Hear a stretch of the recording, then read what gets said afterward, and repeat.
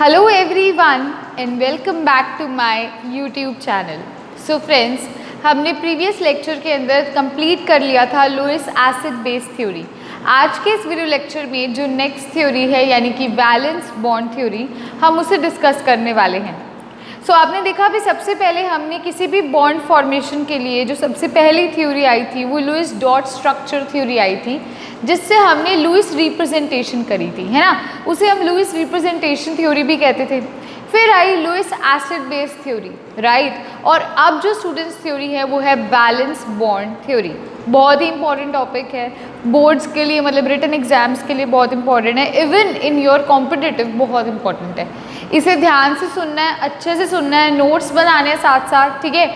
और ये सारा ना डायग्राम बेस्ड जैसे होने वाला है। वैलेंस बॉन्ड थ्योरी जब मैं आपको एक्सप्लेन करूँगी तो हम बहुत ज़्यादा डायग्राम्स बनाएंगे, तो आई वुड प्रेफर भी एटलीस्ट आप 3 तरह के पेन तो अपने पास रखिए, भी एक ब्लैक, एक रेड ले लीजिए, एक ब्लू ले लीजिए, जो भी आपके पास है घर पर आप पेन्स ले लीजिए, ठीक है। एक लाइट ले लीजिए, एक डार्क ले लीजिए, जो आपके पास अवेलेबल है, क्योंकि जब मैं डायग्राम्स बनाऊंगी तो स्टूडेंट्स आपको वो याद करना इजी हो जाएगा। अगर आप एक ही कलर से उसे शो करते रहेंगे तो आप डिफ्रेंशिएट नहीं कर पाएंगे भी मैंने कब क्या पॉइंट बता दिया। क्लियर है, ठीक है। सो अब हम चलने लगे हमारे टॉपिक की तरफ। उससे पहले जिस भी स्टूडेंट ने अभी तक चैनल को सब्सक्राइब नहीं किया है वो मेरे चैनल को सब्सक्राइब कर सकते हैं। मेरे चैनल का नाम है शौर्य ग्रोवर और उसके साथ स्टूडेंट्स आपको बेल आइकन देखने को मिलेगी। बेल आइकन को प्रेस करने से क्या होगा, नेक्स्ट वीडियो डल चुकी है ये नोटिफिकेशन आपकी स्क्रीन्स पर खुद ब खुद आ जाएगी। सो अब हम देखते हैं हमारा टॉपिक यानी कि valence bond theory. So heading डाल लीजिए वैलेंस बॉन्ड थ्योरी।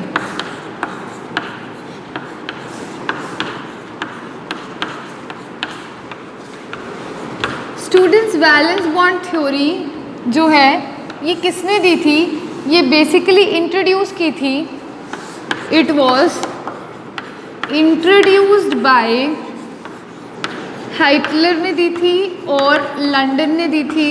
एंड जो आगे मतलब इनको लेके क्या गया, डेवलप की गई, पॉलिंग ने की थी, ठीक है। इंट्रोड्यूस इन दो साइंटिस्ट ने की थी और डेवलप की थी, डेवलप्ड बाय पॉलिंग, ठीक है। तो ये तो इसका आप देखोगे भी कौन कौन साइंटिस्ट रिस्पॉन्सिबल थे जो वैलेंस बॉन्ड थ्योरी को लेकर आए। अब पॉइंट ये आता है भी वैलेंस बॉन्ड थ्योरी बेसिकली हमें बताती क्या है। तो वैलेंस बॉन्ड थ्योरी की हेल्प से हम क्या करेंगे, हम कंसेप्ट स्टडी करने वाले हैं, कंसेप्ट ऑफ ओवरलैपिंग। हम स्टडी करेंगे भी ओवरलैपिंग क्या होती है। ओवरलैपिंग स्टूडेंट्स क्या होता है भी, एक जो जैसे एस ऑर्बिटल की बात करी हूँ और एक दूसरा एस ले लूँ तो एक एस दूसरे एस पे कैसे ओवरलैप कर लेता है, या मैं कहूँ मेरा एक ही हैंड है और एक ये हैंड है, ये इसके अंदर कैसे ऐसे ओवरलैप कर गया, देखो, है ना। ओवरलैपिंग सीखेंगे हम भी, एक जो ऑर्बिटल है उसका दूसरे ऑर्बिटल के साथ किस तरह की ओवरलैपिंग शो होती है, जिसकी हेल्प से, ओवरलैपिंग की हेल्प से हम बॉन्ड लेंथ के बारे में डिस्कशन कर सकते हैं, हम इसके स्ट्रेंथ के बारे में डिस्कशन कर सकते हैं, ठीक है। तो बॉन्ड एनर्जी, हम ये सारे कंसेप्ट मतलब जो हमारी लिमिटेशन रही है लुईस थ्योरी की वो इसके थ्रू क्या हो जाएगी, एक्सप्लेन हो जाएगी, ठीक है। सो अब हम देखेंगे भी ओवरलैपिंग का कंसेप्ट क्या होता है और वैलेंस बॉन्ड थ्योरी क्या होती है। सबसे पहले हम देखेंगे वैलेंस बॉन्ड थ्योरी क्या है। वैलेंस बॉन्ड थ्योरी डिस्कवर करी इन साइंटिस्ट ने, डेवलप करी पॉलिंग ने। और वैलेंस बॉन्ड थ्योरी को स्टडी करने के लिए, ठीक है, वैलेंस बॉन्ड थ्योरी को स्टडी करने के लिए हम एग्जांपल लेने लगे हैं H2 मॉलिक्यूल का। एक और चीज़ आपको बताती हूँ, वैलेंस बॉन्ड थ्योरी जो है वो कोवेलेंट बॉन्ड की जो फॉर्मेशन है उसको प्रॉपरली एक्सप्लेन करता है। आइए देखते हैं H2 मॉलिक्यूल का एग्जाम्पल।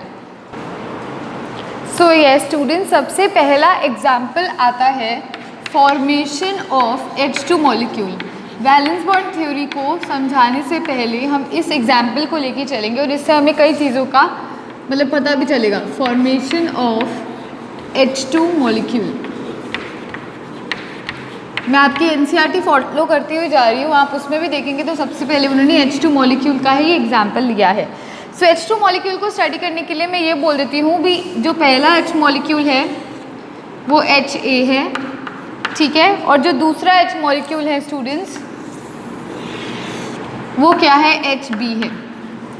ये HA मॉलिक्यूल है, ये HB मॉलिक्यूल है। HA मॉलिक्यूल के अंदर ये इसका न्यूक्लियस है जो कि है Na और यहाँ पर Hb मॉलिक्यूल के अंदर वाला जो न्यूक्लियस है वो है Nb। क्लियर है? ठीक है। अब देखिए इस Na जो न्यूक्लियस है इसके आउटरमोस्ट शेल में स्टूडेंट हमें ना एक इलेक्ट्रॉन देखने को मिलेगा। यहाँ पर मैं यहाँ बोलती हूँ इसका जो इलेक्ट्रॉन हमें देखने को मिल रहा है वैलेंस शेल में एक इलेक्ट्रॉन देखने को मिल रहा है जो कि है Eb, और जो यहाँ हमें एक इलेक्ट्रॉन देखने को मिल रहा है वो है Ea। क्योंकि ये A है हमारा हाइड्रोजन का एटम, तो इसके अंदर जो इलेक्ट्रॉन होगा वो Ea होगा और इसका न्यूक्लियस हो जाएगा Na, और इस केस में न्यूक्लियस हो जाएगा Nb और इलेक्ट्रॉन हो जाएगा Eb। अब क्या क्वेश्चन अराइज करता है, इन दोनों जो हमारे पास हाइड्रोजन के एटम्स हैं इन दोनों में टू काइंड ऑफ फोर्सेस हमें देखने मिलते हैं, दो तरह की forces, two kinds of forces हमें देखने को मिलते हैं। सबसे पहली जो हमें देखने को मिलती है वो होती है अट्रैक्टिव फोर्स। अट्रैक्टिव फोर्स किस किस के बीच में हमें देखने को मिलेगी? अब ध्यान से देखिए अट्रैक्शन कैसे होगी, आपको मैं इसके अंदर ये एग्जांपल देती हूँ।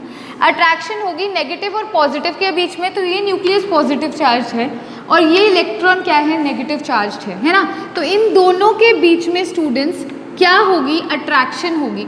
ये एक दूसरे को अट्रैक्ट करेंगे ना, तो साइन ये लगा देते हैं भी, ये इसे अपने पास खींचने की कोशिश करेगा, ये न्यूक्लियस इस इलेक्ट्रॉन को अपने पास खींचने की कोशिश करेगा, क्योंकि ये नेगेटिव चार्ज है वो क्या है, सॉरी ये पॉजिटिव चार्ज है वो क्या है, नेगेटिव चार्ज है। तो इन दोनों में अट्रैक्शन होगी।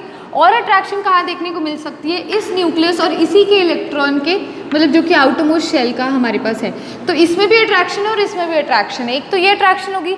सिमिलरली जो न्यूक्लियस बी है इसके अंदर भी हमें क्या होता है, अट्रैक्शन देखने को मिलती है।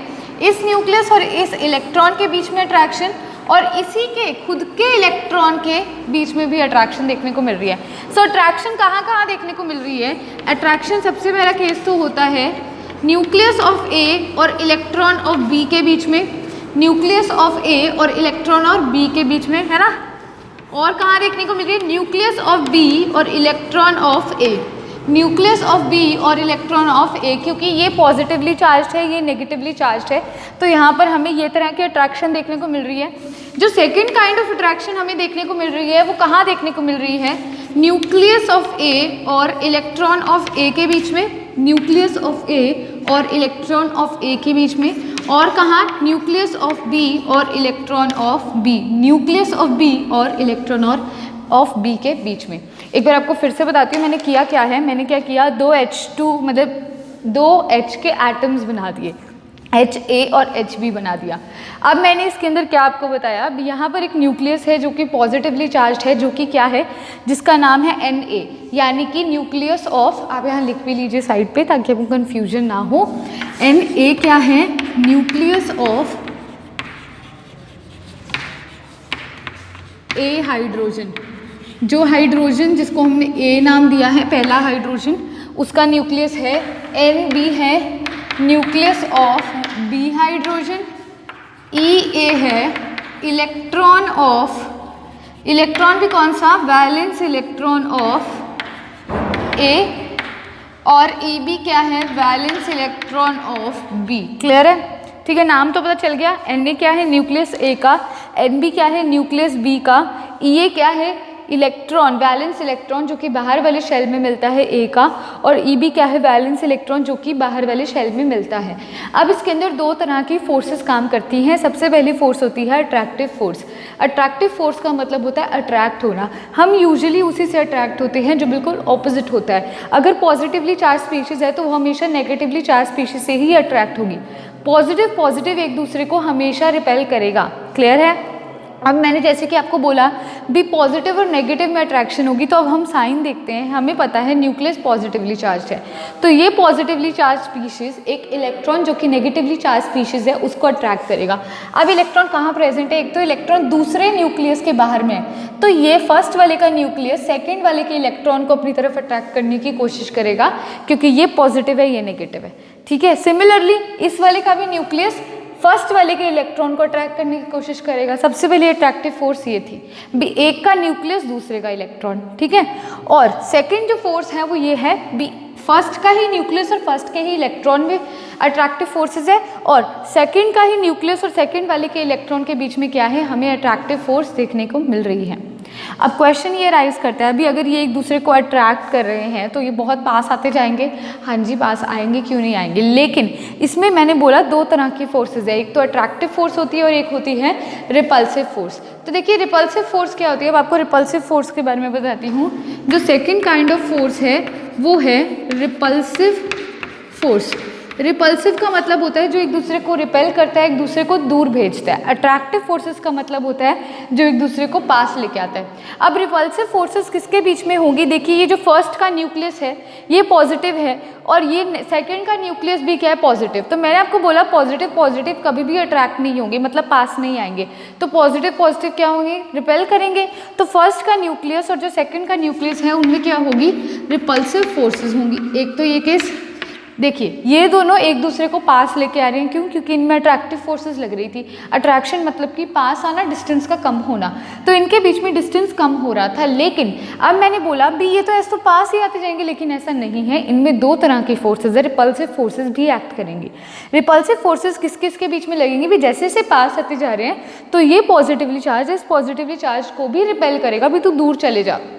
हालांकि ये पॉजिटिव इस इलेक्ट्रॉन को अपनी तरफ खींच रहा है, लेकिन ये भी पॉजिटिव है, ये भी पॉजिटिव है, तो ये रिपल्शन शो करेंगे, ये दूर जाने की कोशिश करेंगे। साथ ही साथ ये दोनों न्यूक्लियस तो करेंगे, जो इसके बाहर वाला, फर्स्ट के बाहर वाला इलेक्ट्रॉन है और जो सेकंड के बाहर वाला इलेक्ट्रॉन है, ये भी रिपल्शन शो करेंगे, मतलब ये भी दूर जाने की कोशिश करेंगे। तो अब रिपल्सिव फोर्सेस किन और के बीच में होंगी, ई ए और ई बी, यानी कि इलेक्ट्रॉन ऑफ ए और इलेक्ट्रॉन ऑफ बी के बीच में भी होंगी।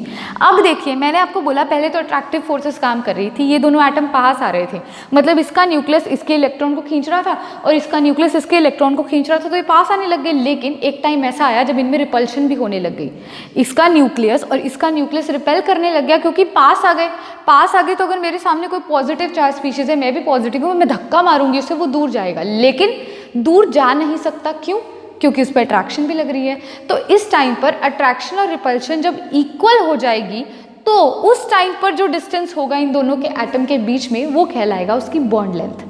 बॉन्ड लेंथ कैसे बनती है, बॉन्ड लेंथ तब बनती है, मान लीजिए एक एटम यहाँ है एक यहाँ है, वो दोनों, मतलब मैं न्यूक्लियस हूँ तो मैं उसके इलेक्ट्रॉन को खींच रही हूँ, उसका न्यूक्लियस मेरे इलेक्ट्रॉन को खींच रहा है, हमने पास आना शुरू किया। एक टाइम ऐसा आया जब मैंने देखा भी उसका न्यूक्लियस तो पॉजिटिवली चार्ज है और मैं भी पॉजिटिव हूँ, तो मैं उसे धक्का मार रही हूँ, तो क्या होगा, मेरी अट्रैक्शन फोर्सेज और रिपल्शन फोर्सेज इक्वल हो जाएंगी, और उस टाइम पर जो डिस्टेंस हम दोनों के बीच में होगा वो होगी हमारी बॉन्ड लेंथ। तो इस तरह से क्या हुआ, वैलेंस बॉन्ड थ्योरी ने किसके बारे में हमें बताया, बॉन्ड लेंथ के बारे में बताया भी। एक ऐसा टाइम आ जाना जब इन दोनों के बीच की जो लेंथ होंगी वो क्या कहलाएगी, वो बॉन्ड लेंथ कहलाएगी स्टूडेंट्स। मतलब दोनों एटम्स के बीच का डिस्टेंस क्या कहलाएगा, बॉन्ड लेंथ कहलाएगा। क्लियर है, ठीक है। तो ये तो पता चल गया भी दो तरह की फोर्सेस हैं, है ना। अब मैं आपको ना एक ग्राफ के थ्रू, जो कि बहुत ही फेमस ग्राफ है पोटेंशियल एनर्जी और रेडियस के बीच में, जो आपको सेटिस्फाई करेगा, जो चीज़ अभी मैंने आपको बताई ना भी, हाँ जी उनमें क्या होती है, अट्रैक्टिव फोर्सेज और रिपल्सिव फोर्सेज इक्वल हो जाती हैं, वो इस चीज़ को एक ग्राफ के थ्रू हम एक्सप्लेन करेंगे पोटेंशियल एनर्जी की हेल्प से, और ये बताएंगे भी बॉन्ड लेंथ कैसे बनती है। तो एक और चीज़ देखिए, अब इस डायग्राम के अंदर मैंने बोला भी एक टाइम आ गया जब अट्रैक्टिव और रिपल्सिव सेम है, उस टाइम पर बॉन्ड लेंथ भी सेम हो जाएगी, मतलब फिक्स हो जाएगी भी। इसके बाद ना तो एटम आगे जाएगा ना पीछे जाएगा, क्योंकि अट्रैक्टिव फोर्सेस रिपल्सिव के सेम हो गई, तो अब एटम हिलेगा नहीं अपनी पोजीशन से। उस टाइम पर जो इन दोनों के बीच में बॉन्ड बनेगा वो क्या बनेगा, कोवलेंट बॉन्ड बनेगा। ठीक है, इन दोनों के बीच में कौन सा बॉन्ड बनेगा, कोवलेंट बॉन्ड की फॉर्मेशन होगी। और साथ ही साथ उसने क्या एक्सप्लेन किया, हमें बॉन्ड लेंथ के बारे में एक्सप्लेन किया। अब मैं ग्राफ बनाने लगी हूँ, फटाफट से वीडियो को पॉज करेंगे, इसे नोट कर लेंगे। सो ये स्टूडेंट्स, अब हम ग्राफ बनाएंगे। तो ग्राफ बनाने के लिए आपने क्या करना है, ये वाई एक्सिस है और ये आपकी क्या है, एक्स एक्सिस है। वाई एक्सिस पे आपने लेना है पोटेंशियल एनर्जी को। मैं इसको थोड़ा मोटा कर देती हूँ, आपको क्लियरली विजिबल होगा। और एक चीज़ स्टूडेंट्स, अगर आप समझ रहे हो टॉपिक को तो बिल्कुल समझो, लेकिन एक चीज़, जैसे अभी मैंने डायग्राम समझाए, उसके बाद वीडियो को पॉज करके डायग्राम बनाओ। साथ साथ करोगे तो याद रहेगा, समझ भी आएगा जब खुद से लिखोगे। ये नहीं भी सुनना है और काम हो गया, नहीं, मैं गारंटी से कह सकती हूँ अगर आप सुन के करोगे कोई भी टॉपिक, आप कुछ टाइम तक उसे याद रखोगे, आप भूल जाओगे। जब तक आप उसे खुद नहीं लिखोगे, खुद नहीं बनाओगे, वो आप तक मतलब याद ही नहीं होगा। और मान लो अगर हो भी जाता है याद, तो वो लॉन्ग लास्टिंग याद नहीं होगा। तो लॉन्ग लास्टिंग याद करने के लिए उसे खुद से ड्रॉ कीजिए, खुद से बनाइए।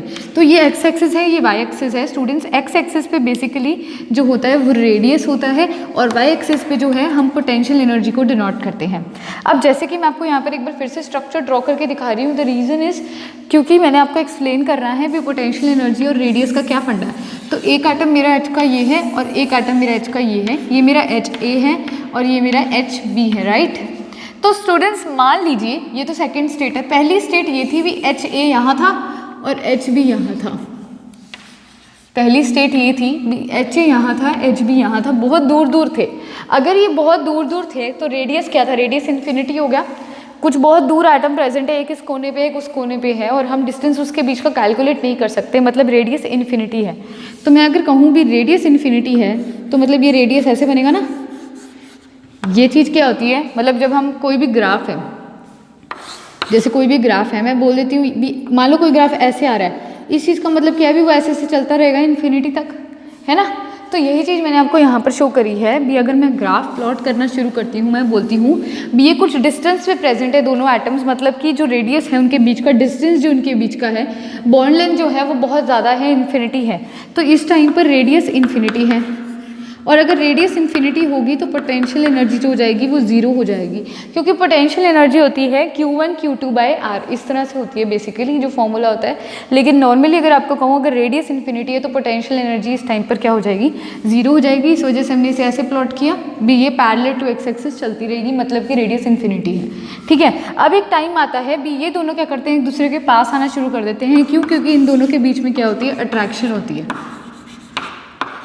इन दोनों के बीच में क्या होती है स्टूडेंट्स, अट्रैक्शन होती है। अट्रैक्शन किन के बीच में होती है, इसके न्यूक्लियस और इसके इलेक्ट्रॉन में, इसके न्यूक्लियस और इसके इलेक्ट्रॉन में, और इसके न्यूक्लियस और इसके इलेक्ट्रॉन में, और इसके न्यूक्लियस और इसके इलेक्ट्रॉन में। तो इस तरह से अट्रैक्शन होनी शुरू होती है, ये दोनों पास आने लग जाते हैं। तो जब ये पास आते हैं स्टूडेंट्स तो क्या होता है बेसिकली पोटेंशियल एनर्जी उसकी डिक्रीज करने लग जाती है। रेडियस क्या हो रहा है, रेडियस डिक्रीज हो रहा है क्योंकि ये पास आ रहे हैं। रेडियस इधर इधर जाओगे रेडियस डिक्रीज होता जाएगा, इधर इधर आओगे रेडियस डिक्रीज होगा ना। उल्टी साइड आओगे देखो, ऐसे जाओगे तो बढ़ता है, ऐसे आओगे वापस वाली साइड आओगे तो रेडियस डिक्रीज हो रहा है, मतलब रेडियस डिक्रीज हो रहा है। तो पोटेंशियल एनर्जी क्या हो रही है, वो भी डिक्रीज हो रही है, वो भी डिक्रीज डिक्रीज डिक्रीज डिक्रीज और डिक्रीज और डिक्रीज और डिक्रीज होती जा रही है। एक टाइम ऐसा आता है स्टूडेंट्स जब इनकी अट्रैक्शन आके रुक जाती है और रिपल्शन शुरू हो जाती है। मैंने क्या कहा भी ये दोनों पास आए जा रहे थे, फिर हमने देखा भी उसके पे भी पॉजिटिव चार्ज और मेरे पे भी पॉजिटिव चार्ज, यानी कि रिपल्शन शुरू हो जाएगी। तो जब वो एक पॉइंट आ जाएगा तो एक यहाँ पर ये ऐसा पॉइंट आ जाएगा, ये ऐसा पॉइंट आ जाएगा जहाँ पर क्या होगा, ये R0 है, R0 रेडियस पर जो हमारी अट्रैक्शन है स्टूडेंट्स वो रिपल्शन के इक्वल हो जाएगी। मतलब कि एक ऐसा पॉइंट आ गया भी अब एटम हिल नहीं सकता क्योंकि यहाँ पर अट्रैक्शन जो है वो रिपल्शन के इक्वल हो गई, ठीक है। उसके बाद एकदम से देखा क्या जाता है भी रिपल्शन डोमिनेट कर जाती है और पोटेंशियल एनर्जी क्या हो जाएगी, इंक्रीज कर जाएगी। तो ये ग्राफ आपको देखने को मिलेगा जिसमें हमें याद क्या करना है, हमें R0 याद करना है। अब R0 क्या होता है, ये जो डिस्टेंस जिस पे हमारी अट्रैक्शन और रिपल्शन एक दूसरे की इक्वल हो जाती है इसे हम बोलते हैं बॉन्ड लेंथ, इसे हम बोलेंगे बॉन्ड लेंथ। दोबारा एक्सप्लेन करती हूँ मैंने क्या बोला था आपको। मैंने इतना कहा था आपको भी पहले दोनों एटम्स दूर दूर थे तो रेडियस क्या था, इन्फिनिटी था। रेडियस इन्फिनिटी यानी कि पोटेंशियल एनर्जी जीरो, देखो ऐसे जा रहा है मतलब पोटेंशियल एनर्जी जीरो है, रेडियस इन्फिनिटी है। फिर क्या हुआ, ये दोनों एटम्स पास आने लगे तो रेडियस डिक्रीज होने लगे, इन दोनों के बीच का डिस्टेंस डिक्रीज होने लगे तो पोटेंशियल एनर्जी भी डिक्रीज होने लगी, ठीक है। तो अगर आप रीजन में डिवाइड करना चाहो इसे, एक सेकेंड, अगर आप इसे, हाँ जी, अगर आप इसे रीजन्स में डिवाइड करना चाहो तो पहला रीजन है ये इतना। ये रीजन क्या बताता है भी दोनों एटम्स जब क्या थे, फार थे, एटम्स वर फार। जब एटम्स दूर थे तो उन दोनों के बीच का जो डिस्टेंस था वो भी क्या था, बहुत ज़्यादा था, मतलब इन्फिनिटी था। उस टाइम पर पोटेंशियल एनर्जी जीरो थी। फिर एक रीजन आता है हमारा ये वाला रीजन। इस रीजन का मतलब क्या होता है भी उसके बाद एटम्स में क्या होने लग गई, अट्रैक्शन होने लगी। अट्रैक्शन होने लगी तो दोनों पास आने लगे, डिस्टेंस कम होने लग गया, पोटेंशियल एनर्जी कम होने लगी।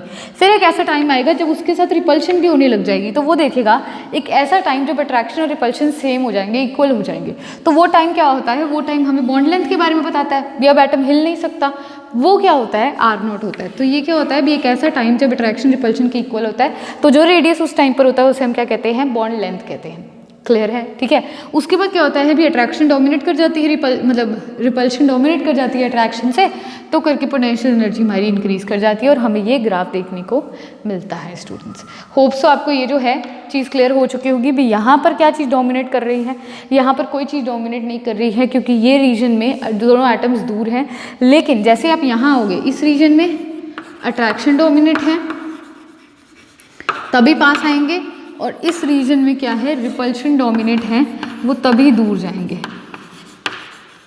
और ये जो टाइम है जब अट्रैक्शन और रिपल्शन दोनों क्या है एक दूसरे के बराबर हैं। अब एक डायग्राम आपको एनसीईआरटी में भी ये तो आपको देखने को मिलेगा ही देखने को मिलेगा, एक जो एटम्स के बीच में अट्रैक्शन और रिपल्शन उन्होंने शो करी है वो किस डायग्राम से शो करी है, मैं आपको हल्का सा हिंट दे देती हूँ ताकि आपको समझ आ जाए। आपको एरोज बना के उन्होंने दिखाई हैं, उन्होंने लिखा है जो फर्स्ट वाला आइटम है उसको उन्होंने लिखा है HA और सेकेंड वाले को लिखा है HB। न्यूक्लियस को उन्होंने पॉजिटिवली चार्ज ऐसे शो किया ना, और आपको देखने को मिलेगा भाई इलेक्ट्रॉन के साथ उसकी क्या है अट्रैक्शन है, तो ऐसा सा डायग्राम आपको देखने को मिलेगा।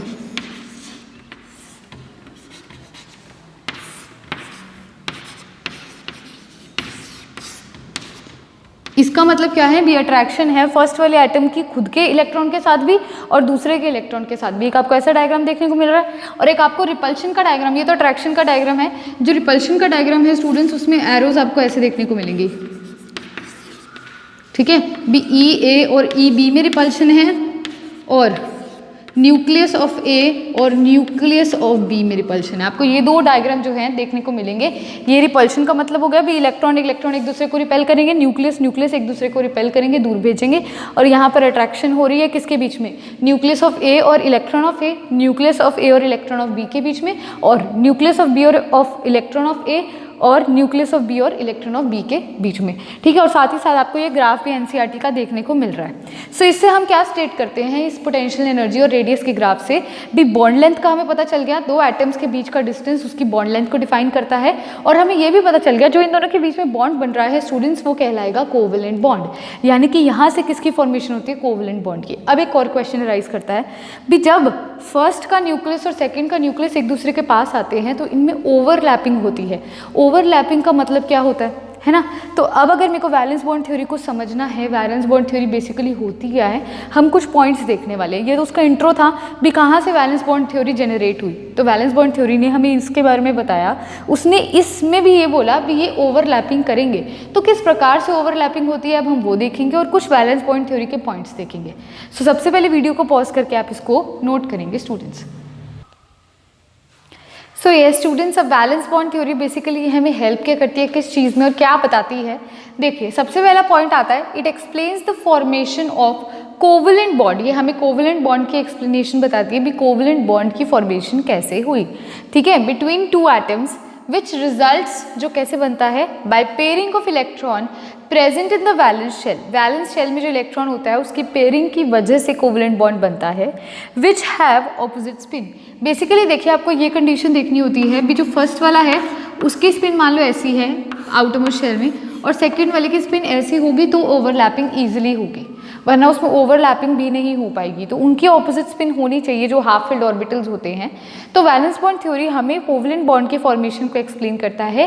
कैसे होती है उसके अंदर कोवेलेंट बॉन्ड की formation by pairing of electrons. और पेयरिंग कैसे होती है जिन ऑर्बिटल्स की ऑपोजिट स्पिन होती है उन दोनों के बीच में क्या होती है ओवरलैपिंग अक्कर कर जाती है। सेकेंड पॉइंट ये क्या एक्सप्लेन करता है it explains the formation of directional properties of bond. भी बॉन्ड की जो डायरेक्शनल प्रॉपर्टीज हैं कई मॉलिक्यूल कॉम्प्लेक्स होते हैं तो डायरेक्शनल प्रॉपर्टीज को भी एक्सप्लेन करती है। अब देखिए स्टूडेंट्स ये तो था वीबीटी के बारे में। वीबीटी के अंदर ही मैंने आपको जैसे बोला भी ये ओवरलैपिंग का कंसेप्ट जो है ये समझाती है। अब ओवरलैपिंग क्या होती है, टाइप्स ऑफ ओवरलैपिंग क्या होती है वो तो हम देखेंगे, लेकिन उससे पहले हम ऑर्बिटल्स को स्टडी करेंगे क्योंकि ओवरलैपिंग ऑर्बिटल्स के बीच में होती है। एस ऑर्बिटल के बीच में, पी ऑर्बिटल के बीच में, डी ऑर्बिटल के बीच में। हालांकि मैं एटॉमिक स्ट्रक्चर के अंदर आपको समझा चुकी हूँ एस ऑर्बिटल कैसा दिखता है, पी कैसा दिखता है, डी, लेकिन कुछ तो वो चीज़ें आपको रिवाइज भी करवाऊंगी और कुछ नई चीज़ें बताऊंगी ताकि जब हम ओवरलैपिंग का कंसेप्ट पढ़ें तो हमें पता हो भी एस के अंदर ऐसे ओवरलैपिंग होती है, पी के अंदर कैसे होती है और डी के अंदर कैसे होती है। तो वीडियो को पॉज करके इसको नोट करेंगे और उसके बाद हम करने वाले हैं द स्टडी ऑफ ऑर्बिटल्स। सो अब देखो स्टूडेंट्स सबसे पहले हम ऑर्बिटल्स की स्टडी अगर मैं आपसे नॉर्मल बात करूँ तो आपको याद होगा हमने एस ऑर्बिटल से शुरू किया था पिछली बार भी। एस ऑर्बिटल मैंने कहा था क्या शेप होती है, रिवीजन लेंगे। अगर आपको लगता है भी अगर आपने उसी लेक्चर के अंदर ऐड करना है, जगह छोड़ रखी है, तो आप खोल सकते हो अपने एटॉमिक स्ट्रक्चर का वो वीडियो जिसमें मैंने आपको टाइप्स ऑफ ऑर्बिटल्स बताई थी, S orbital, P orbital, D orbital. लेकिन इसके आज अंदर हम नई चीज़ें स्टडी करने वाले हैं, ठीक है। तो अब लिखिए, सबसे पहले हेडिंग डालीजिए एस ऑर्बिटल क्या होता है। एस ऑर्बिटल जो होता है स्टूडेंट्स, वो होता है स्फेरिकल इन शेप, ठीक है। एस ऑर्बिटल कैसा होगा, मैं बात कर रही हूँ एस ऑर्बिटल की। एस ऑर्बिटल मैंने आपको पहले भी कहा था स्फेरिकल इन शेप होता है। अब मुझे कोई भी अगर स्टूडेंट सोच के देखिए, ये एस ऑर्बिटल जो मैंने आपको बोला, ये एस ऑर्बिटल जो मैंने आपको बोला, ये स्फेरिकल कैसे है शेप में, इसकी शेप स्फेरिकल क्यों आई। आपको याद है हमने डी ब्रॉगली वेव इक्वेशन पढ़ी थी, मैंने कहा था तब आपको भी जो वेव इक्वेशन के कारण हमें ये देखने को मिला भी इलेक्ट्रॉन मिलने की प्रोबेबिलिटी सारी डायरेक्शंस में। मान लो मैं यहाँ खड़ी हूँ, मैं कहती हूँ मैं अगर इस डायरेक्शन में जाऊँगी तो भी मुझे इलेक्ट्रॉन मिल रहा है, इधर जाऊँगी तो भी इलेक्ट्रॉन मिल रहा है, इधर जाऊँगी तो भी इलेक्ट्रॉन मिल रहा है, इधर जाऊँगी तो भी, इधर इधर इधर, मतलब मेरे पूरे सर्कल में अगर मैं ऐसे घूमती हूँ गोल, तो मुझे सारी तरफ इलेक्ट्रॉन देखने को मिल रहा है। इस वजह से एस की जो शेप है वो स्फेरिकल है। क्यों? क्योंकि इन ऑल डायरेक्शंस, आप कहीं भी चल जाओ, इधर इधर इधर इधर इधर कहीं पे भी देख लो, इलेक्ट्रॉन मिलने की पूरी पूरी पॉसिबिलिटी है। तो इलेक्ट्रॉन मिलने की पॉसिबिलिटी ज़्यादा है, सारी डायरेक्शंस में है, जिसके कारण इसकी शेप क्या हो जाती है, स्फेरिकल शेप हो जाती है, ठीक है। अब स्टूडेंट्स इसके अंदर ना हम यूजुअली साइन को डिनोट करते हैं, जैसे कि आपको याद होगा पी जो ऑर्बिटल है ऐसे बनाते हैं ना डबल शेप, एक पॉजिटिव एक नेगेटिव, ऐसे क्यों बोलते हैं, ये क्या चीज़ है पॉजिटिव नेगेटिव, ये क्या चीज़ है पॉजिटिव नेगेटिव। तो ये बेसिकली क्या होता है, ये वेव फंक्शन को डिनोट करने के लिए होता है। एस के केस में या तो पॉजिटिव पॉजिटिव लगेगा या नेगेटिव नेगेटिव लगेगा, ठीक है। ये क्या करता है, वेव फंक्शन को डिनोट करता है, nothing else. It is not about भी नेगेटिव है तो वो अट्रैक्ट नहीं करेगा रिपेल, ऐसा कुछ भी नहीं है। ये पॉजिटिव पॉजिटिव या नेगेटिव पॉजिटिव जो ये चीज़ें हैं, ये वेव फंक्शन को डिनोट करने के काम आती हैं। तो एस की शेप होती है स्फेरिकल, और इसकी स्फेरिकल शेप क्यों हुई, क्योंकि इलेक्ट्रॉन्स मिलने की प्रोबेबिलिटी सारी डायरेक्शंस में प्रेजेंट है। अब एक चीज़ आती है, आपको जो टर्म देखने को मिलती है, एक होता है गिरेड और एक होता है अनगिरेड, ठीक है। जिरेड बोलते हैं, अनजिरेड जो आपको ठीक लगे, गिरेड या जिरेड, तो हम उसको स्टडी करेंगे। लेकिन उससे पहले हम पी ऑर्बिटल के बारे में देखते हैं। बेसिकली पी ऑर्बिटल के केस में क्या होता है, ये तो एस का है। अब पी ऑर्बिटल में देखिए, आपको पता है 3 तरह के पी ऑर्बिटल आपको देखने को मिलेंगे। एक होता है पी एक्स, एक होता है पी वाई और एक होता है पी जेड। स्टूडेंट्स आपको मैंने पिछली बार मतलब बनाना तो सिखा ही दिया था। पी एक्स मैंने क्या कहा था भी, अगर ये एक्स एक्सिस है तो ये ऐसे बनेगा, ये होता है पी एक्स। लेकिन अगर आपको इसको मैं 3D स्ट्रक्चर में स्टूडेंट्स ड्रॉ करके दिखाऊं, अगर मैं आपको कहूँ मैं इसको ना 3D में बनाती हूँ, तो देखो मैंने आपको एक चीज़ और सिखाई थी जब PX बनवाया था। मैंने कहा था इसमें नोडल प्लेन क्या है, नोडल प्लेन क्या होता था, नोडल प्लेन इसके अंदर हो जाएगा YZ, नोडल प्लेन हो जाएगा YZ। क्यों? क्योंकि PX का मतलब क्या है भी, एक्स एक्सिस पर हमें इलेक्ट्रॉन मिल सकते हैं, और नोडल प्लेन YZ जहाँ पर हमें इलेक्ट्रॉन नहीं मिलेंगे। तो अब मैं अगर ये 3D स्ट्रक्चर बनाती हूँ, ये मेरा प्लेन है, ये मेरा प्लेन है। मैं इसको थोड़ा डार्क कर देती हूँ, आपको समझ आ जाएगा मैं क्या कर रही हूँ, ठीक है। ये मेरा प्लेन है, देखिए। अब इसके बीच में जो ऐसे आ रही है एक्सिस, ठीक है, ये है मेरी एक्स एक्सिस, ये है मेरी एक्स एक्सिस। जो मेरी ये वाली एक्सिस है स्टूडेंट्स, ये मेरी है वाई एक्सिस। जो ये वाली एक्सिस है, ये है मेरी जेड एक्सिस। क्लियर है? ये आप ऐसे देखो जैसे प्लेट सी है, ऊपर एक ऐसे डंडी और एक नीचे डंडी निकल रही है, ये है एक्स एक्सिस। अगर आप इस डायरेक्शन में जाओगे वाई है, इस डायरेक्शन में जाओगे जेड है। समझ आ रही है? जैसे ये मेरा एक है, ये प्लेट सी है, प्लेट के ऊपर अगर आप देखोगे तो ये एक्स एक्सिस ऐसे आ रही है, ऊपर से लेके नीचे तक आ रही है। ये मेरी वाई एक्सिस होगी और ये मेरी जेड एक्सिस होगी। तो ये इस तरह से बनाया। अब मैंने बोला पी एक्स है, पी एक्स का मतलब क्या होता है, एक्स एक्सिस के ऊपर लोब्स का प्रेजेंट होना, मतलब ये इस तरह से प्रेजेंट होगा, ठीक है। अब देखो इसको मैं ना शेड कर देती हूँ और आपको हैंड से समझाती हूँ। अब ये देखिए मैंने कैसे बनाया है, ये मेरा प्लेन है, इस प्लेन के ऊपर एक लोब ऐसे देखने को मिलेगा और इसका जो नीचे वाला लोब है वो ऐसे देखने को मिलेगा। ये कुछ इस तरह से 3D स्ट्रक्चर इमेजिन कर पा रहे होगे भी, ये प्लेट है, ये प्लेट ऐसे है और इसके ऊपर एक्स एक्सिस है और उस एक्स एक्सिस पे दो ऐसे लोब्स हैं, ठीक है, और ये y एक्सिस है हमारी और ये क्या है z एक्सिस है। तो ये क्या है उसकी रिप्रेजेंटेशन है। पहले मैंने आपको जो प्रीवियस लेक्चर में था, जहाँ तक आपको नॉलेज चाहिए थी मैंने आपको वहाँ तक दी भी px को कैसे रिप्रेजेंट करते हैं। अब मैं आपसे पूछ रही हूँ इलेक्ट्रॉन कहाँ कहाँ मिलेगा, तो इलेक्ट्रॉन सिर्फ x एक्सिस पे मिलेगा, सिर्फ इन लोब्स पे मिलेगा, है ना। कहाँ नहीं मिलेगा, देखो ना ही y एक्सिस पे ना ही z एक्सिस पे, इसीलिए इसका नोडल प्लेन क्या हो जाएगा yz भी। इस प्लेन पर हमें कोई इलेक्ट्रॉन देखने को नहीं मिल रहा है। इलेक्ट्रॉन कहाँ देखने को मिल रहा है, सिर्फ x एक्सिस के लोब्स पर। क्लियर है। तो इस तरह से हम क्या करते हैं स्टूडेंट्स, हम ना दोनों दूसरे जो पी वाई है और पी जेड हैं उनके भी लोब्स इस तरह से प्रिपेयर करते हैं भी। हमने प्लेन बना लिया और ऐसे शो कर दिया, ये 3D इमेजिनेशन है इसकी। अब एक और क्वेश्चन अराइज करता है भी, यहाँ पर जो ये मैंने बनाया है, ये जो मैंने बनाया है स्टूडेंट्स, इसके अंदर जो मैं पॉजिटिव और नेगेटिव चार्ज लगा रही हूँ तो इसके अंदर हमेशा ऑपोजिट स्पिन्स लगते हैं, ऑपोजिट साइन लगते हैं। ऑपोजिट स्पिन बोल रहे हो, ऑपोजिट साइन लगते हैं। पॉजिटिव साइन ऊपर, नेगेटिव साइन नीचे। कभी भी पॉजिटिव पॉजिटिव नहीं लगेगा या नेगेटिव नेगेटिव नहीं लगेगा, नहीं, हमेशा पॉजिटिव नेगेटिव लगता है। ठीक है, एक में पॉजिटिव है तो दूसरे में नेगेटिव है। मतलब आप इसको यहाँ पे अगर लिखना चाहें तो ये पॉजिटिव ले लीजिए और ये क्या हो जाएगा, नेगेटिव हो जाएगा। ये इसकी रिप्रेजेंटेशन करने का तरीका है। एक चीज़ देखिए, यहाँ आप लिख भी सकते हो in this region electron is found. Electron इस रीजन में मिलता है और इस रीजन में कोई इलेक्ट्रॉन हमें देखने को नहीं मिलता। क्लियर है, ठीक है। अब एक और चीज़ आपको बताती हूँ। बेसिकली पता है क्या होता है, आपको कई बुक्स में हम इसको ऐसे जोड़ देते हैं, हम इसको कैसे बनाते हैं, ऐसे बना देते हैं ना, लेकिन असलियत में ना ये एक लोब, फिर बीच में स्पेस होती है, फिर दूसरा लोब, मतलब ये न्यूक्लियस को ऐसे रिप्रेजेंट करते हैं।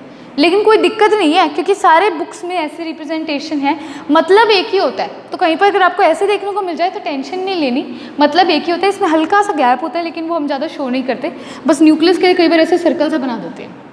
ठीक है, क्लियर है। अब एक और चीज़ देखिए, अगर आपको मैं बोल दूँ, अगर आपको बोल दूँ भी ये px था, ये px का स्ट्रक्चर था, तो px के स्ट्रक्चर में नोडल प्लेन क्या है, yz है ना। देखो px के लिए नोडल प्लेन है yz, मतलब जिस एक्सिस पे है उसके अलावा जो रह जाए वो उसका नोडल प्लेन है। अब मैं आपसे py का पूछूं तो y को छोड़ के क्या रह जाएगा, xz, तो ये इसका क्या हो जाएगा, नोडल प्लेन। अगर मैं यही आपसे pz का पूछ लूँ तो z को छोड़ के क्या रह गया, xy रह गया। क्यों, अब मैं इन तीन एक्सिस की क्यों बात कर रही हूँ, क्योंकि हमेशा हम तीन ही लेके चलते हैं। एक होती है एक होती है x एक्सिस, एक y एक्सिस और एक z एक्सिस आगे की तरफ, तीन ही एक्सिस होती है। इसलिए ये आपको पहले वैसे बता चुकी हूँ, लेकिन ये चीज़ मैंने आपको नहीं बताई, और ये चीज़ मैंने आपको अब एक नई चीज़ बताई है भी, हमेशा साइन ऑपोजिट लेके चलने हैं, एक पॉजिटिव एक नेगेटिव।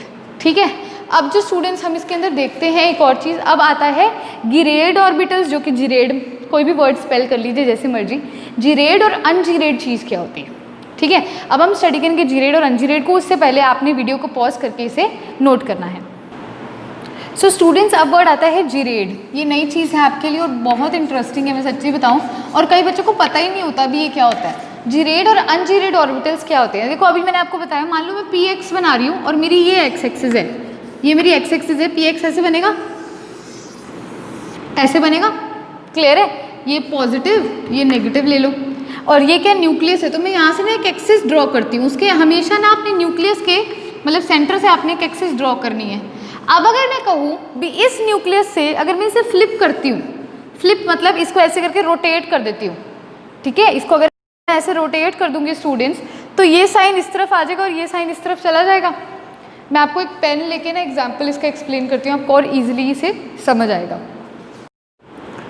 सो आपने क्या करना है, घर पे दो पेन्स पड़े होंगे, डिफरेंट से लेना, ठीक है, रीज़न समझाती हूँ। मान लो ये मेरा px है, आप उठाइए उसे ऐसे पकड़िए, ध्यान से देखिए, ये मेरा px है, ठीक है, ये मेरी पॉजिटिव वाली लोब है। लोब एज्यूम करना, पेन नहीं, लोब, ऐसे ऐसा स्ट्रक्चर एज्यूम करना। ये मेरा क्या है, पॉजिटिव वाला है, ये मेरा क्या है, नेगेटिव वाला। अब मैं क्या करूँगी, एक एक्सिस ड्रॉ करूँगी इसके सेंटर से ऐसे, और अब मैं इसे फ्लिप करूँगी इसके राउंड। फ्लिप मतलब इसे ऐसे गोल घुमा दूँगी, समझ रहे हो, गोल घुमा दिया तो ये जो मेरा पॉजिटिव वाला था पहले यहाँ था, अब यहाँ आ गया, और नेगेटिव वाला इस तरफ आ गया। मतलब क्या हुआ भी, इन दोनों के साइन चेंज हो गए। अगर इन दोनों के साइन चेंज होते हैं तो वो मतलब फ्लिप करने के बाद, फ्रॉम द सेंटर फ्लिप करने के बाद साइन चेंज होते हैं तो वो अनजिरेड ऑर्बिटल्स होता है। और अगर साइन सेम रहते हैं, फ्लिप कर लिया मान लो आपने, फिर भी साइन वही का वही रहा, तो वो क्या कहलाएगा, वो जिरेड ऑर्बिटल्स कहलाएंगे। क्लियर है, देखो मैंने क्या किया, ये px था, पी एक्स का मतलब एक्स एक्सिस के अराउंड क्या होता है, लोब्स बने होते हैं। ये पॉजिटिव ले लिया मैंने और ये नेगेटिव ले लिया, मैंने फ्लिप किया अराउंड द सेंटर। फ्लिप मतलब ऐसे गोल घुमाना, ठीक है। तो क्या हुआ, ये पॉजिटिव इधर आ गया, मतलब उसका साइन चेंज हो गया। यहाँ पॉजिटिव था, अब यहाँ आ गया, है ना, वहाँ नेगेटिव हो गया पॉजिटिव की जगह। तो मतलब ये कौन सा ऑर्बिटल है, ये अनजीरेड ऑर्बिटल है, ठीक है। अब आप कहोगे मैम ये तो अनजीरेड हो गया, अब जीरेड का कोई एग्जाम्पल बताइए। जीरेड वो होता है जिसमें साइन सेम रहता है। जीरेड क्या होगा, जिसमें साइन सेम रहेगा। तो एस ऑर्बिटल जो होता है स्टूडेंट्स, एस ऑर्बिटल का आपको एग्जाम्पल लेके दिखाती हूँ। सो स्टूडेंट्स ये तो पी का केस था जहाँ पर मैंने आपको बोला भी एक लोब पॉजिटिव है दूसरा नेगेटिव, अगर फ्लिप करेंगे तो ये अपनी पोजीशन बदल देंगे, तो ये अनजीरेड कहलाएगा। क्यों, क्योंकि साइन चेंज हो गए। अब जैसे ये एस ऑर्बिटल है, S orbital spherical in shape होता है। मैंने क्या बोला था, इसके अंदर पूरा ये पॉजिटिवली चार्ज होगा या फिर पूरा ये नेगेटिवली चार्ज होगा। अगर मान लो पूरा पॉजिटिवली चार्ज लेते हैं, न्यूक्लियस से इसको सेंटर से हम ऐसे करेंगे अराउंड द सेंटर, मैंने बोला ना इसे फ्लिप करना है, अराउंड द सेंटर फ्लिप करो, पॉजिटिव पॉजिटिव ही रहेगा, नेगेटिव है तो नेगेटिव ही रहेगा। उसकी पोजीशन उसके सेंटर के अलॉन्ग इसे रोटेट कर रहे हो आप, तो पॉजिटिव ही है, पूरा ही पॉजिटिव है। तो पॉजिटिव को कहीं से भी रोटेट कर दो, सारी तरफ से पॉजिटिव ही रहना है ना। तो मतलब इसका साइन चेंज नहीं हो रहा है। एस के केस में वो क्या कहलाएगा, वो जीरेड कहलाएगा। क्यों, क्योंकि उसको अगर हमने सेंटर से फ्लिप करने की कोशिश करी तो उसका साइन क्या रहा, सेम। लेकिन पी के केस में अगर हम उसे सेंटर से फ्लिप करते हैं तो उसका साइन क्या हो जाता है, चेंज हो जाता है। तो वो क्या कहलाएगा, अनजीरेड ऑर्बिटल कहलाएगा। अब हम इसकी डेफिनेशन नोट डाउन करेंगे स्टूडेंट्स। इफ ऑन फ्लिपिंग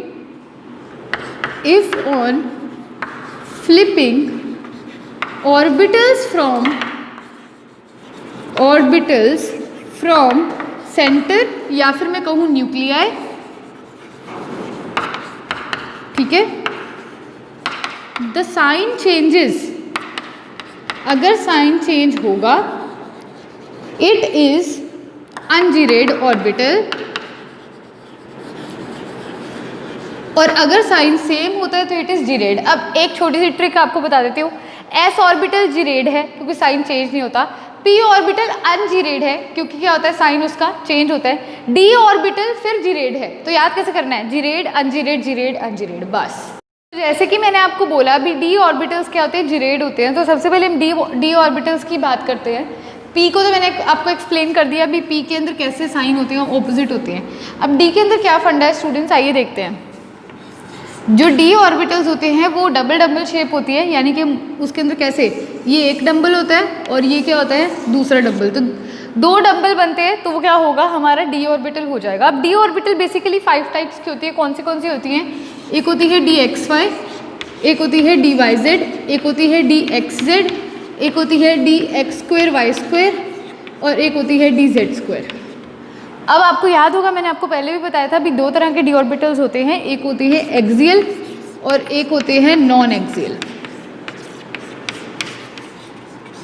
इनमें से एक्सियल कौन से और नॉन एक्सियल कौन से हैं, जो ये पहले 3 हैं, ये है नॉन एक्सियल। नॉन एक्सियल का मतलब होता है जो एक्सिस के बीच में लाई करते हैं। जैसे ये स्ट्रक्चर है, मान लो ये एक्सिस है तो ये एक्सिस के बीच में लाई करना, ये क्या है, नॉन एक्सियल है। लेकिन ये दोनों क्या है, ये दोनों एक्सियल के एग्जाम्पल है, मतलब जो एक्सिस के अलोंग लाई करते हैं। जैसे मान लो जो ऐसे एक्सिस के ऊपर लाई करेंगे वो क्या कहलाएंगे, एक्सियल, और जो एक्सिस के बीच में होंगे वो क्या कहलाएंगे, नॉन एक्सियल। इतना तो हमने स्टडी किया था। एक चीज़ और आपको इसके अंदर बताती हूँ, जो एक्सियल होते हैं स्टूडेंट्स हम उसे बोलते हैं, एक्सियल को हम बोलते हैं ईजी और नॉन एक्सियल को हम बोलते हैं T2G। अब ये नई चीज़ है, ये बिल्कुल नई चीज़ है आप लोगों के लिए भी। जो एक्सियल होता है उसे हम बोलते हैं ईजी और नॉन एक्सियल जो होता है उसे हम बोलते हैं ईजी। जो नॉन एक्सियल होता है उसे बोलते हैं T2G। एक्सियल जो ईजी होता है इसका मतलब होता है इक्वली डीजेनरेट एनर्जी, ठीक है, इसका मतलब होता है इक्वली डीजेनरेट एनर्जी, ईजी का मतलब। तो अगर आपको मैं इनका स्ट्रक्चर हर किसी का अलग से बनाकर दिखाती हूँ, जैसे D X Y D Y Z और डी मतलब X square Y square D Z square, तो हम चेक करते हैं भी जीरेड कैसे हुआ, जीरेड कैसे नहीं हुआ। सबसे पहले आप बात करेंगे एक्सियल वालों की। तो एक्सियल के एग्जाम्पल स्टूडेंट्स आपको पता है, एक्सियल का मतलब होता है जो एक्सिस के ऊपर लाई करता है, यानी कि D X square Y square और डी जेड स्क्वायर। अब सबसे पहले एग्जाम्पल आप लेते हैं D X square Y square को। फटाफट से अपनी नोटबुक में बना लीजिए, ये मैंने आपको बनाना तो सिखा रखा है ना कैसे बनाते हैं, ठीक है। तो अब देखिए D X square Y square में क्या होता है, आपको याद होगा ये मेरी एक्सिस है और एक ये मेरी एक्सिस है। जो ये एक्सिस है ये होती है एक्स, ये होती है मेरी वाई। अब मैंने इसको बनाना है तो मैं आपको बोलती हूँ भी ये कहाँ लाई करता है, ऑन द एक्सिस, यानी कि ऐसे।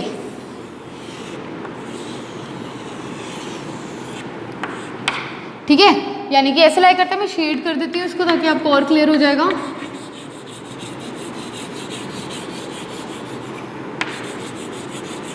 अब एक चीज़ और स्टूडेंट्स, मैं इसमें नोडल प्लेन आपसे पूछूं, मैं पूछूं नोडल प्लेन कितने हैं इसमें। ये कौन सा स्ट्रक्चर मैंने बनाया है, ये मैंने बनाया है dx² y²।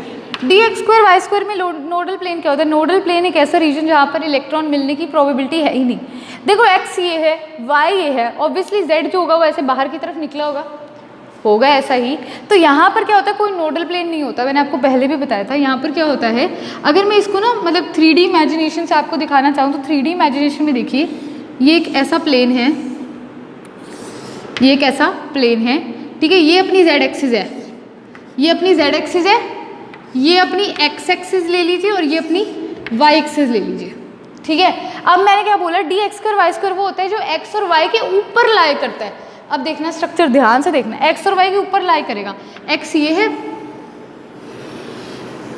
और y ये है, ऐसे, मतलब ये कुछ इस तरह से लाई करेगा। शेड करके दे देती हूँ ताकि आपको और क्लियर हो जाए।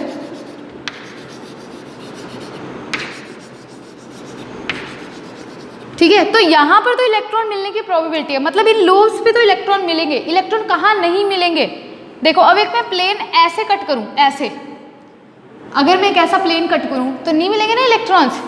यहाँ पर इलेक्ट्रॉन्स हैं, यहाँ पर भी इलेक्ट्रॉन्स हैं।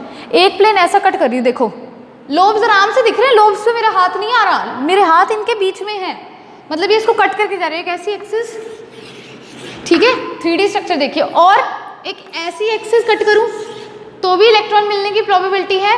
ये अगर इस डायग्राम में शो करूँ, पता है कैसे बनेगा, ये बनेगा ऐसा, ये ऐसा बनेगा। मतलब अगर इसको मैं ऐसे कट करती हूँ तो भी इलेक्ट्रॉन नहीं मिलेंगे, ऐसे कट करती हूँ तो भी इलेक्ट्रॉन नहीं मिलेंगे। चीज़ और चीज़, ये डायग्राम मैं इरेज कर बैठी, मैं आपको फिर से यहाँ पे हल्का सा हिंट देती हूँ। मैंने ये डायग्राम बनाया ऐसा, मैं बोलती हूँ ये जीरेड है नहीं है। देखो साइन लगाओ, positive positive, negative negative, flip करो इसको अराउंड द एक्सिस। ये सेंटर है ना, सेंटर का ये है ना, इसको ऐसे फ्लिप कर दो। नेगेटिव नेगेटिव की जगह पे आ जाएगा, पॉजिटिव पॉजिटिव की जगह पे ही रहेगा। तो मतलब उसका साइन चेंज नहीं हो रहा, मतलब ये क्या है, जीरेड है। समझ आ गया जीरेड कैसे बताया मैंने, क्लियर है जीरेड कैसे बताया। अब देखो dz² का एग्जांपल लेते हैं आपको, जो सेकंड अपनी एक्सियल की टाइप है। dz² के केस में क्या होता है, सबसे पहले एक्सिस स्टूडेंट्स बनाइए।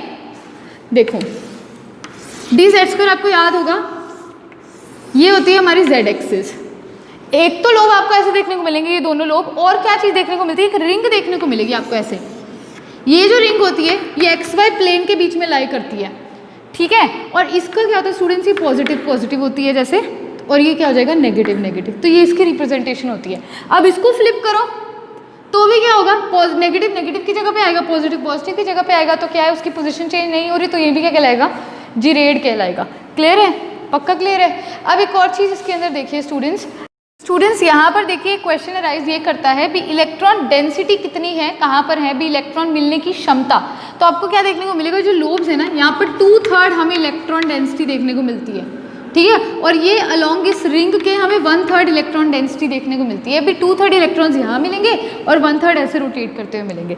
तो अगर यहाँ पे नोडल प्लेन आपसे पूछ लिया जाए तो यहाँ पे 0 नोडल प्लेन है। यहाँ पर क्या होता है, 2 कॉनिकल शेप के ऐसे स्ट्रक्चर देखने को मिलते हैं ऐसे। मैंने पहले भी बताया था, मतलब क्या होता है, बीच में लोब है और साइड पर क्या है आपका, एक कोन सराउंडेड होता है और उस कोन पर इलेक्ट्रॉन नहीं मिलता। इलेक्ट्रॉन कहाँ मिलता है, सिर्फ इस लोब पे देखने को मिलता है।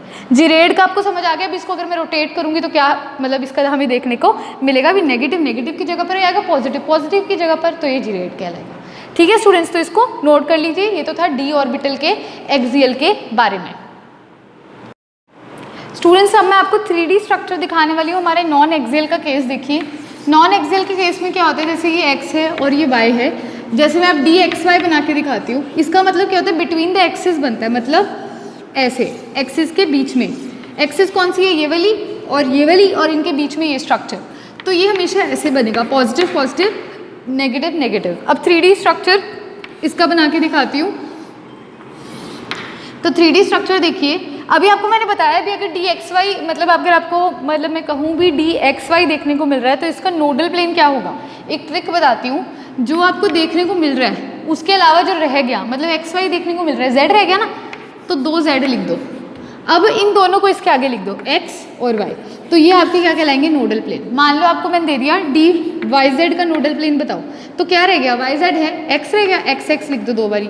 अब एक के आगे y एक के आगे z, ये इनके क्या है नोडल प्लेन है। नोडल प्लेन दिखाती हूँ कैसे देखने को मिलता है। ये एक आप बनाइए प्लेन और ये है z एक्सिस, ये है x, ये है y। मैं बना रही हूँ D X Y non axial का। अब क्या होता है डी एक्स वाई का मतलब क्या होता है भी हमें लोब्स कहाँ देखने को मिल रहे हैं, एक्सिस के बीच में, मतलब एक हमें यहाँ और एक हमें यहाँ देखने को मिल रहा है। शेड कर रही हूँ, देखने लीजिए,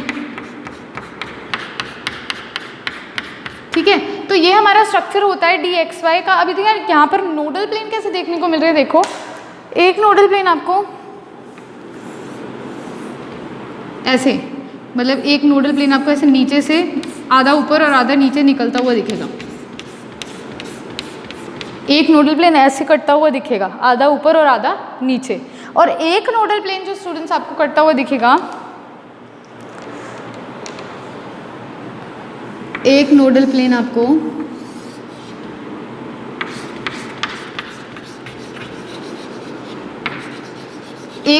आपको ऐसा कटता हुआ दिखेगा। 3D स्ट्रक्चर है। तो यहाँ पर क्या है, 2 नोडल प्लेन हमें दिख रहे हैं, एक ये ब्लू कलर का देखने को मिल रहा है ऐसे पीछे से, और एक ये ऐसे, ठीक है। तो ये कौन से नोडल प्लेन है, एक्स जेड और वाई जेड।